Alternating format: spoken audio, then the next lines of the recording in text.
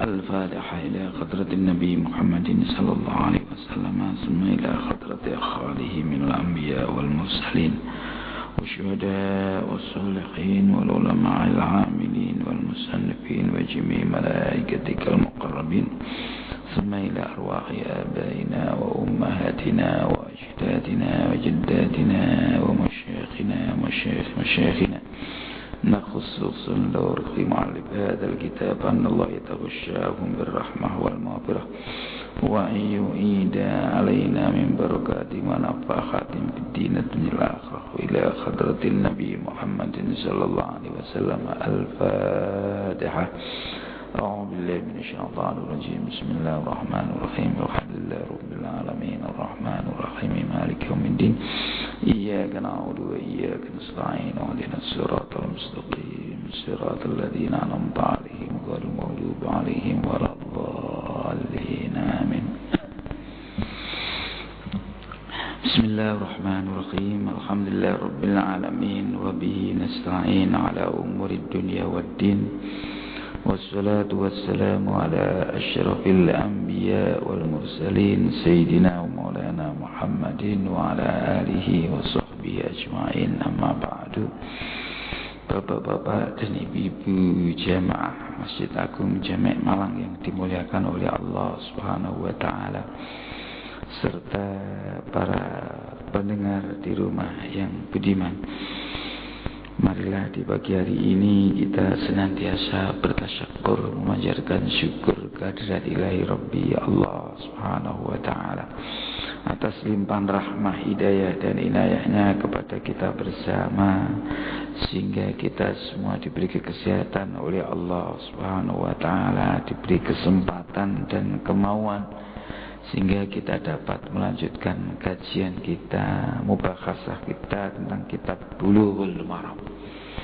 Kita sampai hadis nomor 243, di mana kita masih bicara tentang sifat-sifatnya sholat. Mudah-mudahanlah apa yang kita kaji, yang kita dalami ini benar-benar merupakan ilmu yang amaliyah, ilmu yang aplikatif, bisa kita amalkan bersama untuk menggapai ridho Allah Subhanahu wa Ta'ala. Selanjutnya salawat dan salam mudah-mudahan selalu tercurah kepada junjungan kita Nabi Muhammad sallallahu alaihi wasallam, para keluarga, sahabat, pengikut-pengikutnya termasuk kita bersama.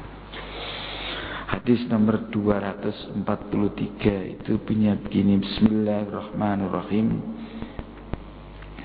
An Ibni Abbas radhiyallahu anhuma, dari sahabat Ibnu Abbas, bahwasanya annan nabiyya sallallahu alaihi wasallam kana yaqulu baina sajdataini Allahumma ighfirli warhamni wahdini wa'afini, rawahul arba'ah.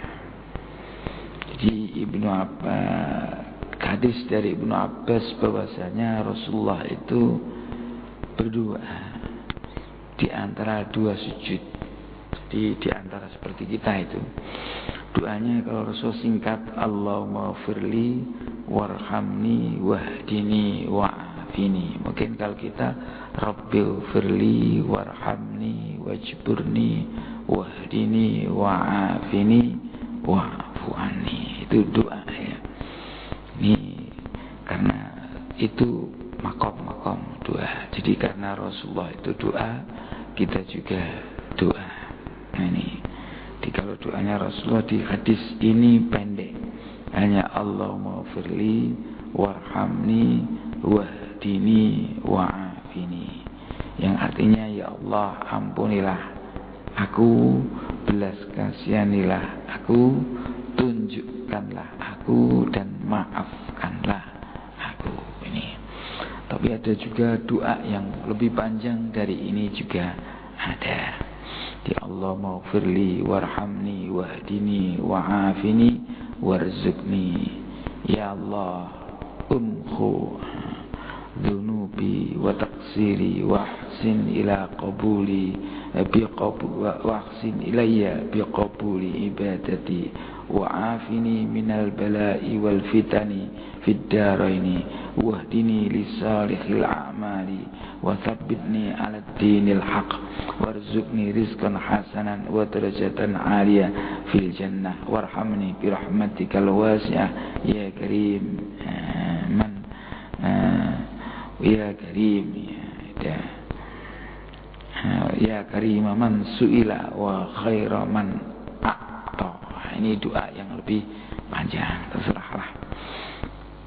Jadi kalau fikul hadisnya kita disyariatkan untuk doa di dalam duduk di antara dua sujud. Wa an Malik bin Khuwairis radhiyallahu anhu annahu ra'an Nabi sallallahu alaihi wasallam wa idza kana fi witrin min salatihi lam yanhad hatta yastawiya qa'idan. Ini dari Malik bin Khuwairis bahwasanya Rasulullah ini radhiyallahu anhu bahwasanya beliau melihat Rasul itu sholat wa idza kana fi witrin min sholatihi, ketika di rakaat yang kecil dari sholatnya beliau itu lam yanhat, tidak langsung bangkit hatta yastawiya qa'idan, sehingga dia itu sempurna duduknya. Hadis rawahul Bukhari. Jadi rakaat yang ganjil itu ya rakaat pertama, rakaat ketiga. Ini Rasulullah itu ketika bangkit dari sujud tidak langsung berdiri, tapi duduk dulu. Jadi sujud, duduk langsung begini, baru kemudian berdiri. Jadi biar mungkin ngangkatnya. Jadi duduk dulu baru berdiri. Ya ini yang kita kenal. Kita itu ada duduk namanya jalsatul istirahah. Jadi ketika rukuk pertama ini kan kalau rukuk rakaat kedua kan jelas tahiyat awal. Jadi kalau rukuk rakaat yang pertama itu ketika habis sholat tidak langsung tidak habis sujud, tidak langsung sujud, langsung berdiri, tapi bangkit dulu, duduk sebentar, kemudian berdiri. Seperti jalsatul yang kita kenal di sini kan. Nah, di sini wa yutlaqu anha jalsatul istirahah. Nah, ini. Jadi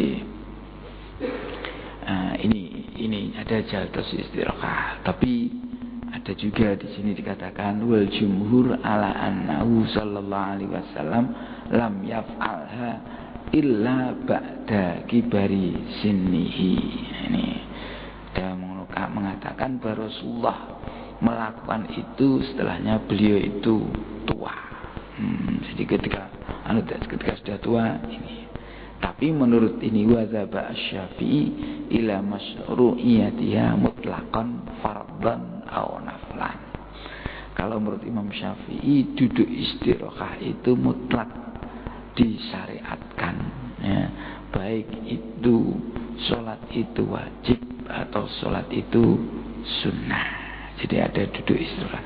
Yang biasa kita melakukan duduk istirahah itu yang lama itu ketika kita sholat sunnah, ya. Itu ketika sholat sunnah tasbih, ya kan. Tasbih itu kan satu rakaat itu tasbihnya berapa? 75. Berdiri ba'dal Fatihah, ba'das surat 15. Ruku 15. Baca tasbihnya kan. Iktidal 15. Sujud 15. Duduk di antara dua sujud 10 keliru. Yang 15 hanya ketika berdiri.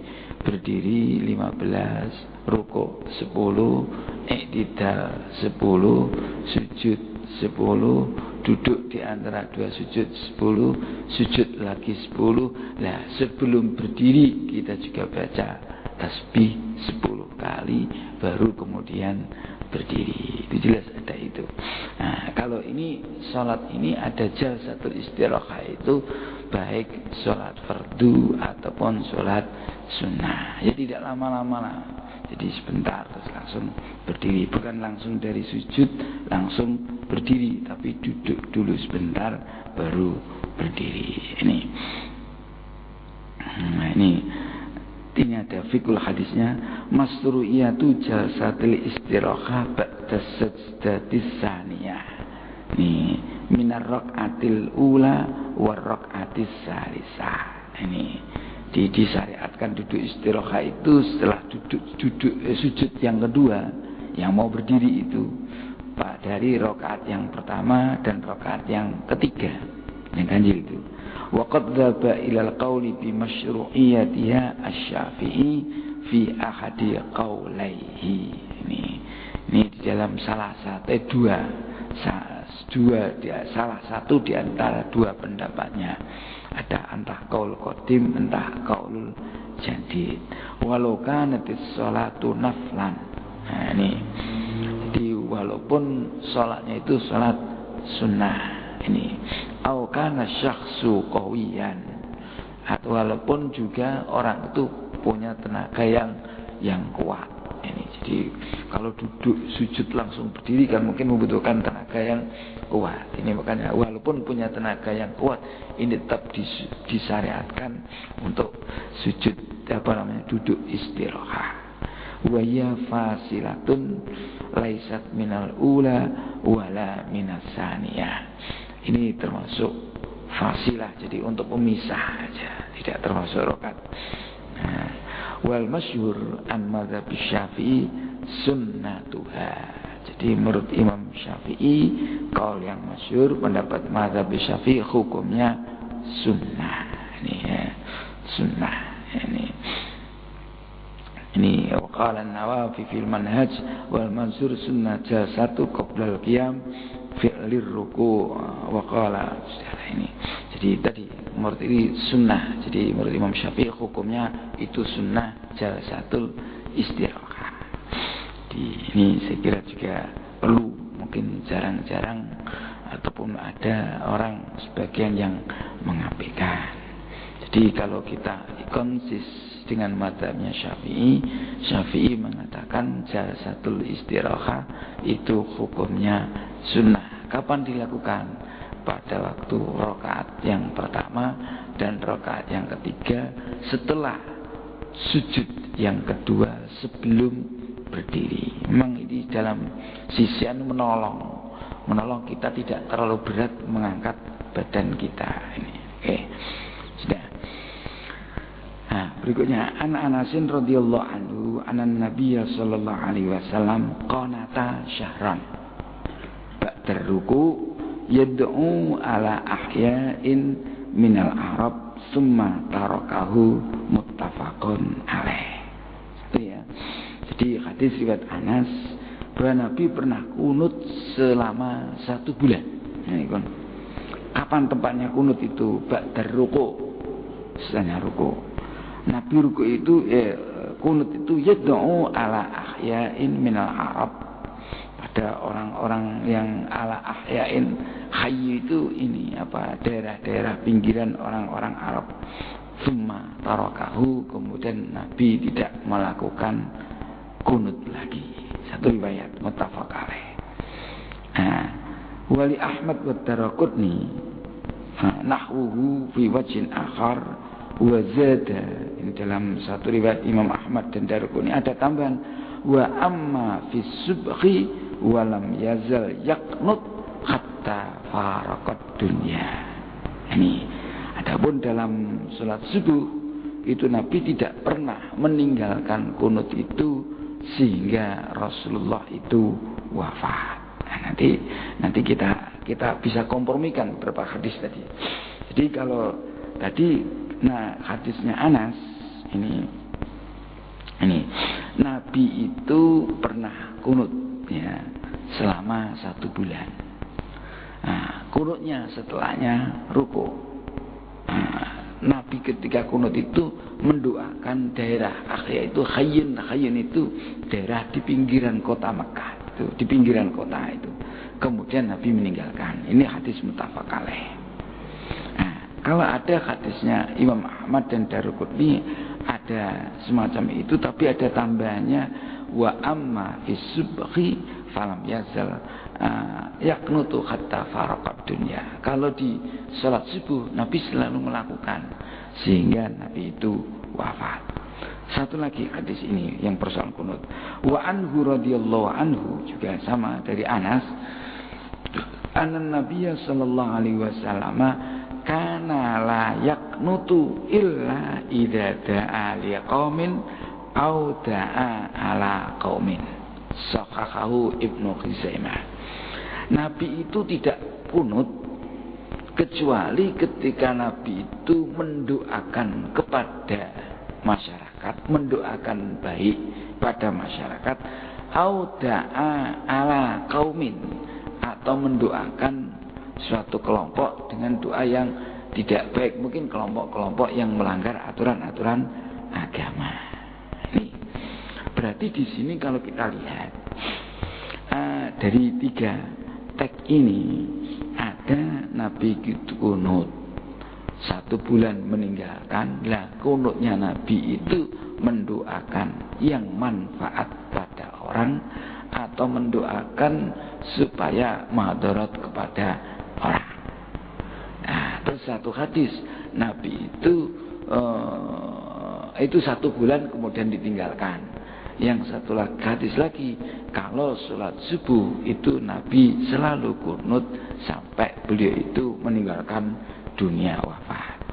Loh, ini dipahami loh hadis yang menjelaskan Nabi kunut kemudian meninggalkan, mendoakan, ini dihukumi apa dipahami kunut ini kunut nazilah. Ketika ada suatu musibah, jadi orang Islam dihancurkan, sana diserang, Nabi doa. Atau suatu masyarakat kena musibah, Nabi mendoakan. Itu namanya kunut nazilah. Nah, kunut nazilah itu dilakukan manakala ada satu eksiden, ada suatu peristiwa. Entah hancurnya mungkin umat Islam dihancurkan atau ada musibah besar, Nabi kunut. Ketika sudah hilang ya sudah. Nih. Nah, adapun subuh itu Nabi selalu kunut. Jadi Nabi selalu kunut. Nah, di sini kunutnya Nabi di sini kan ada kana yatu alaman qatalahum, maka nayatu lil mustad'afina min ahli Makkah. Jadi kalau kunutnya Nabi ya kadang-kadang mendoakan orang-orang yang membunuh, yang menghancurkan, ya, yang membuat onar kepada negara orang-orang Islam, didoakan tidak baik. Allah malikil kafarota wal musyrikin, kan biasanya macam itu. Allah malik ada adin, itu kan gitu. Jadi doa untuk menghancurkan, mohon supaya orang musuh-musuh Islam itu dihancurkan oleh Allah, dan mendoa baik ya kepada orang Islam. Allah maghfir lil muslimina, Allahumma ultuf bina wal muslimin. Itu kan ya doanya Allah ultuf bina wal muslimin, minta belas kasihan oleh orang kepada orang-orang Islam. Itu doa macam itu dalam ini. Sudah. Jadi kalau kita sudah betul, jadi kalau sholat subuh itu selalu kunut. Jadi ini fikul hadisnya begini. Masyru'iyatul kunut fis shalawatil maktubah idza nazalat bil muslimin nazilatun fayad'u bima yunasibul maqam. Ini yang kita kenal dengan surah kunut nazilah. Jadi disyariatkan kunut pada sholat yang wajib semuanya, sholat duhur, sholat asar, sholat subuh. Itu kalau memang ada suatu peristiwa yang mengena umat Islam nazilah, kita disunahkan untuk kunut yang kita kenal dengan kunut nazilah.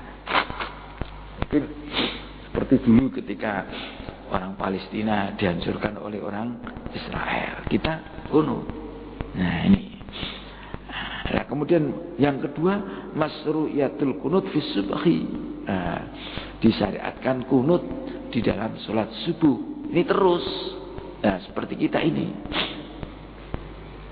Wa bi akhadha Syafi'i ba'da ruku'.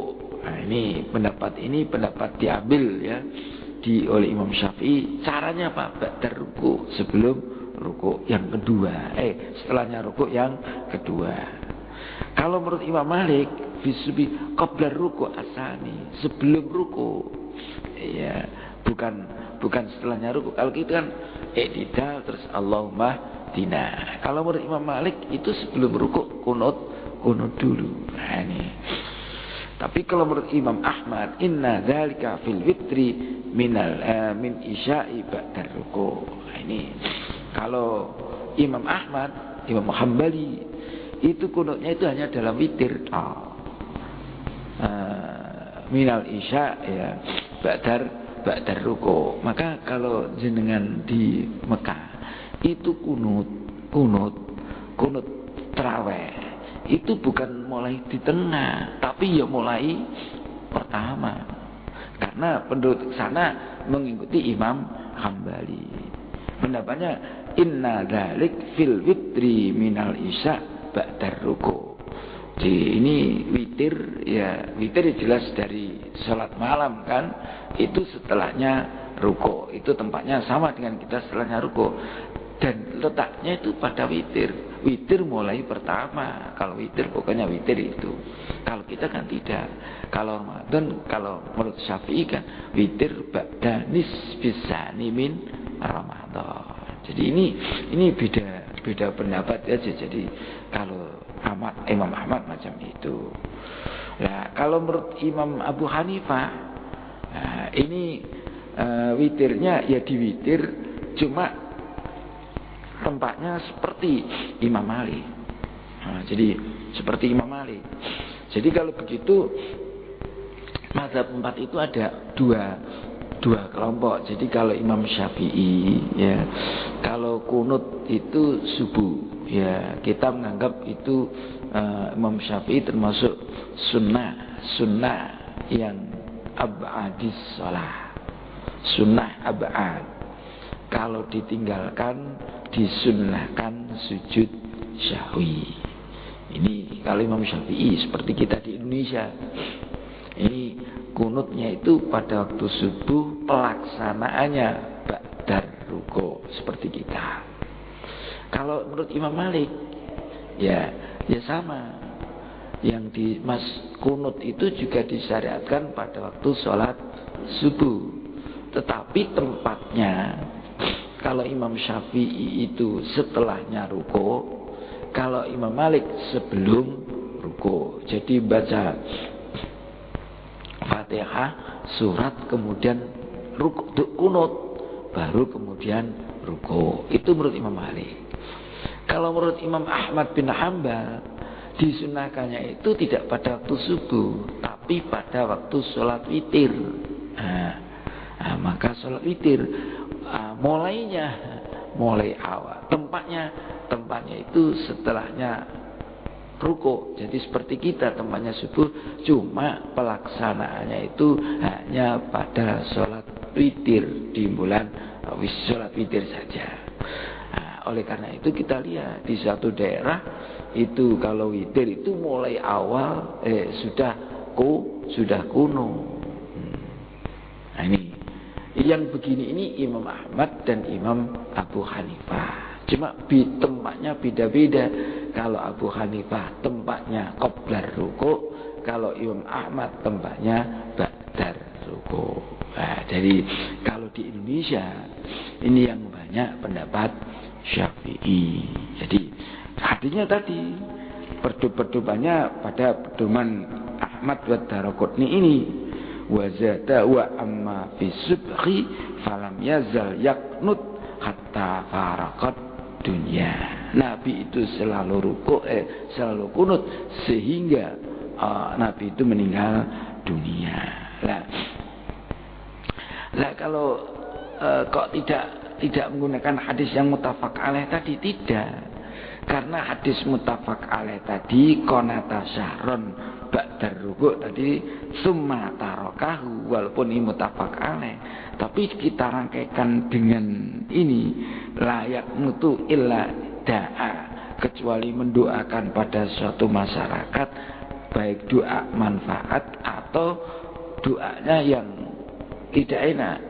Ya, kalau itu kan musuh kepada kelompok. Lah ini dipahami kunut ini kunut nazilah. Karena kalau ada suatu musibah, suatu peristiwa, karena kita mungkin tidak ke sana, kita bantu pakai kunut nazilah. Hanya gitu aja.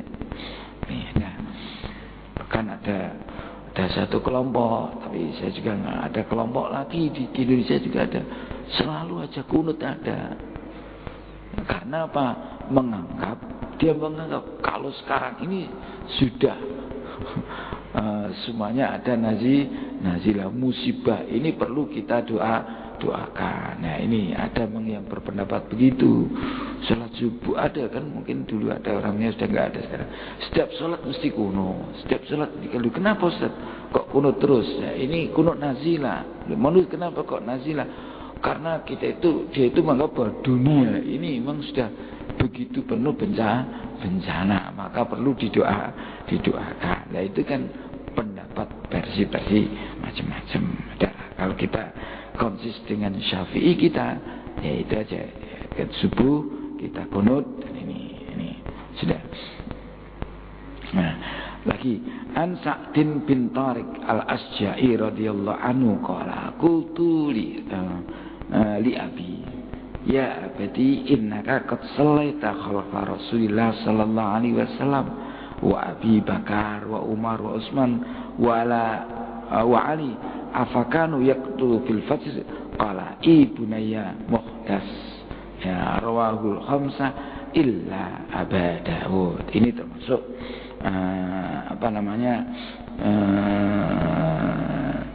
ini yang digunakan, yang diambil oleh Imam Ahmad dan Imam Abu Hanifah dari hadis dari Sa'id bin Tariq al-Asja'i radhiyallahu anhu, bahwa beliau pernah berkata, saya pernah tanya kepada ayah saya, wahai ayah, antum kan dulu pernah sholat di belakang Rasulullah, juga pernah makmum kepada Abu Bakar, pada Umar, Utsman, juga Ali. Apakah mereka itu semuanya kunut dalam sholat subuh?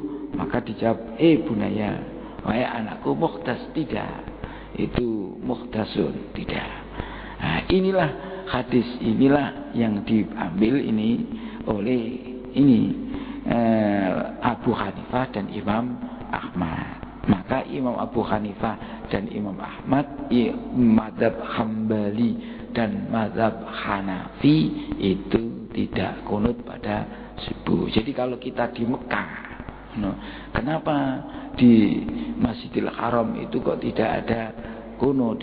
Karena Mekah itu mengikuti mazhab Hambali. Mazhabnya resmi dia mazhab Hambali. Jadi kalau tanya anak Hambali, maka Hambali tidak begitu mazhab ini. Tetapi kalau menurut Syafi'i tetap, ya karena tadi berpedomannya pada hadis yang berbeda. Kalau Imam Hambali Hanafi berpedoman hadis Sa'id bin Tariq, kalau Imam Syafi'i berpendapat hadisnya Imam Ahmad dan Daruqutni. Ya, ini. Jadi pada ini Ahmad sendiri itu meriwayatkan macam itu, tapi kelompoknya Hambali tidak berpendapat macam itu. Terserahlah itu. Jadi pendapat-pendapat itu semuanya itu berpegang kepada hadis. Ya, ini. Jadi kalau ya Pak, kenapa kok tidak berpendapat pada hadis yang muttafaq alaih tadi? Nabi itu mendoakan kunut itu 1 bulan kemudian ditinggalkan, itu kan hadis muttafaq alaih. Loh, hadis yaknut itu kan Nabi mendoakan kepada ahya, kelompok. Berarti Nabi itu bukan kunut ini, tapi kunut untuk nazilah. Jadi kunut untuk peristiwa. Karena di sini ada kata-kata yad'u ala ahya'in minal Arab. Nabi mendoakan pada ahya itu bukan orang hidup. Hayyun itu desa yang ada di pinggir-pinggir kota. Nabi mendoakan mungkin ada hayyun kecil itu yang mendapatkan musibah, didoakan oleh Nabi. Ketika sudah hilang musibahnya, ya Nabi terus meninggal, tidak berdoa lagi. Oke. Nah, berikutnya wa an Hasan bin Ali radhiyallahu anhuma annahu qala allamani Rasulullah. Nah ini coba, Rasulullah mengajari saya ini kalimatin aquluhunna fil kunut fi kunutil witri. Jadi yang saya ucapkan ini untuk kunut. Jadi ada kunut dalam witir. Doanya sama, Allahumma hdini fi man hadait wa afini fi man afait wa tawallani fi man tawallait wa barik li fi ma a'tait wa qini syarra ma qadait fa innaka taqdi wa la yuqda 'alaik fa innahu la yadhillu man walait. Terus tabarakta rabbana wa ta'alait. Terus ada tambahan wala ya'izzu man atait, ada tambah lagi wasallallahu taala ala nabi. Ini.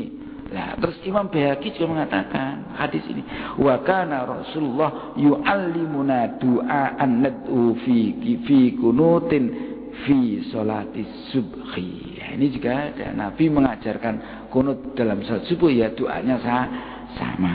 Jadi doanya kunut itu. Jadi ada itu doa yang al-waridah. Tapi ada yang mengatakannya, pokoknya yang penting di dalam kunut itu ada dua unsur, yang ada doa, ada sana. Maka kenapa kalau kita lihat imam di Indonesia, imam itu kalau doa kunut itu kok ada yang pelan-pelan. Allahumma hdina fi man hadait wa afina fi man afait wa tawallana fi man tawallait wa barik lana fi ma atait wa qina syarra ma qadait. Hanya itu, setelahnya itu pelan. Padahal di hadis ini ada fa innaka taqdi wa la yuqda 'alaik wa innahu la yadillu man walait wa la ya'izzu man atait tabarakta rabbana wa ta'alaita fakal hamdu. Ini kan ada itu. Tapi itu kok pelan.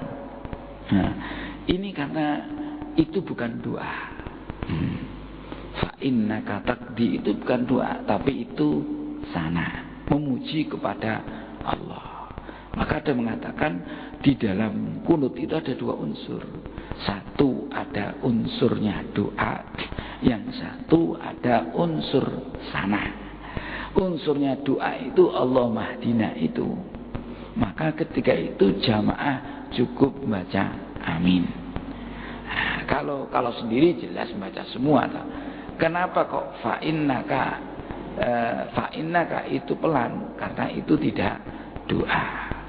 Itu ulama-ulama dulu mengajari. Kenapa kok tidak keras? Seandainya keras tidak apa-apa kok.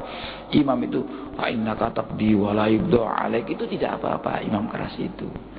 Cuma karena itu tidak doa, khawatir kalau jamaah nanti baca amin, padahal itu tidak doa. Ini kan kadang-kadang kita itu salah paham. Yang tidak doa diamini. Seperti dengan kalian lihat upacara. Ya Allah, ya Tuhan kami, amin. Pada hari ini kami berdiri di sini mengadakan upacara peringatan ini, amin. Itu kan bukan doa, baru ikhbar. Sudah dikatakan amin. Nah, supaya jamaah tidak salah paham, itu ulama dulu ngajari sing doa keras, yang tidak doa cukup pelan, supaya jamaah itu mengamini yang doa, yang fa'innaka taqdi biar dibaca sendiri. Ya, jadi kan kita yang bacanya kan hanya fa'innaka taqdi wa ridha, sama-sama memuji kepada Allah Subhanahu wa taala. Maka ada dalam suatu kitab, ya ini kalau seandainya kita kan tetap ya disunahkan baca doa, baca kunut itu tetap sunnah kan. Seandainya kita makmum imam kita itu kok tidak kunut. Nah kita kalau kunut panjang-panjang kan nggak cukup waktunya. Maka cukup aja kita singkat. Pokoknya ada doa dan ada sana. Mungkin Allahumma ghfirli, ya Allah ampuni dosa saya, ya Ghafur. Itu muji kepada Allah. Cukup jadi Allah maghfirli ya Ghafur. Jadi itu cukup kan. Jadi kita itu sudah kalau intinya kunut itu doa dan sana, maka itu sudah cukup. Ya, jadi kalau memang kita jamaah pakai yang tidak kunut ya Allah maghfirli ya Ghafur. Kan Pak Rabbana lakal hamdu mil'us samawati wa mil'u ma syi'ta min syai'in ba'du. Kita Allah maghfirli ya Ghafur. Masih satu ini ya. Nah, nanti inilah terus caranya doa dalam satu kitab lagi itu kan Nabi juga ada angkat tangan. Itu kan di mana-mana doa kan ada. Jadi kalau doa itu dengan mengangkat tangan. Itu jadi itulah mengapa di jamek ini kita kok kalau subuh kok kunut. Karena itu dasarnya ini nanti. Kenapa kalau fa innaka taqdi kok pelan-pelan ya karena itu bukan doa. Jadi supaya tidak salah paham karena jalannya keras juga tidak apa-apa. Oke lah. Ini kemudian fikul hadisnya masru'iyatul kunut fi subhi wa bihi akhadha Syafi'i wa khassasahu ba'da ruku'is tsani wa bihi qala aidan Malik wa khassasahu qabla ruku'is tsani. Seperti tadi saya katakan dari fikul hadis ini bisa diambil kesimpulan kalau kunut itu yang berpedoman kunut pada waktu sholat subuh itu hanya dua imam, Imam Malik dan Imam Syafi'i. Tempatnya beda. Kalau Syafi'i setelahnya rukuk, kalau Imam Malik sebelum rukuk. Hadis berikutnya Nabi Hurairah wallahu a'lam bishawab. Masih pada persoalan sampai i'tidal kan besok persoalan sujud caranya bagaimana. Wallahu a'lam bishawab. A'udzu billahi minasyaitonir rajim. Bismillahirrahmanirrahim. Alhamdulillahirabbil alamin. Hamdan yuafi ni'amahu wa yukafi mazidah ya rabbana lakal hamdu kama yanbaghi li jalali wajhikal karim wa 'azimi sultanik. Allahumma anfa'na ma 'allamtana wa 'allimna ma yanfa'una. Allahumma arzuqna fahman nabiyyin wa hifdzal mursalin wa ilhama malaikatikal muqarrabin. Allahumma arzuqna wa auladana wa talamidana wa dhurriyyatina uluman nafi'ah wa amalan mutaqabbala rizqan halalan tayyiban barakan fid din dunya akhirah. Sallallahu ala sayyidina maulana Muhammad walhamdulillahi rabbil alamin. Assalamu alaikum warahmatullahi wabarakatuh.